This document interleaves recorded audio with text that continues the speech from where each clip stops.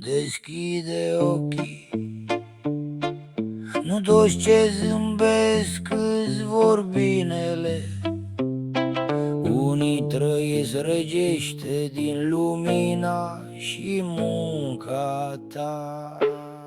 Deschide ochii, frate, vezi adevărul gol. Ne-au vândut frica zilnic, ne-au furat sufletul în control. Deschide ochii, încă putem schimba ceva. Când iubirea ne unește, cade orice mască grea. Deschide ochii, lumea asta nu-i ce pare. Suntem milioane prinși în aceeași închisoare. Deschide ochii, nu-ți mai vinde viața lor. Libertatea stă în oameni, nu în banii tuturor. Spiritul e liber, moare când îl ții legat. Te vor robot fără voce, fără vis, fără păcate. Ei fără noi sunt umbre, noi le ridicăm imperii, dar ne țin divizați prin oboseală și criterii. Deschide ochii, vezi cât teatru ni se vinde. Fericirea-i după muncă, dar tristețea se întinde.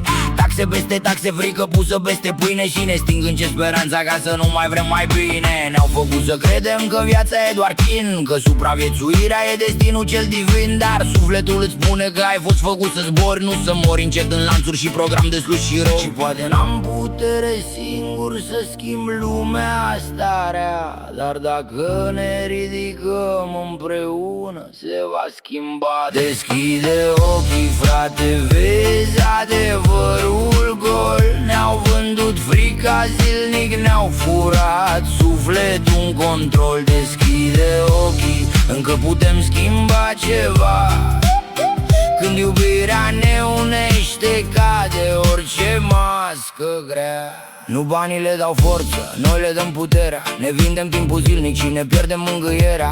Obosiți și triști, uităm cine eram, până credem că întunericul e tot ce meritam. Deschide ochii, Dumnezeu e în iubire. Tot ce naște ură moare singur în distrugere. Tu alegi în fiecare zi ce energie hrănești. Ridici oameni lângă tine sau doar consumi ce iubești. Suntem frați în haos, toți vrem pace și lumină. O viață mai ușoară, fără frică și ruină. Și chiar dacă sistemul ne vrea orice separați, adevărul crește în oameni când alegem să fim frați. Mai bine mor cu sufletul curat decât să trăiesc în frică îngenunchiat.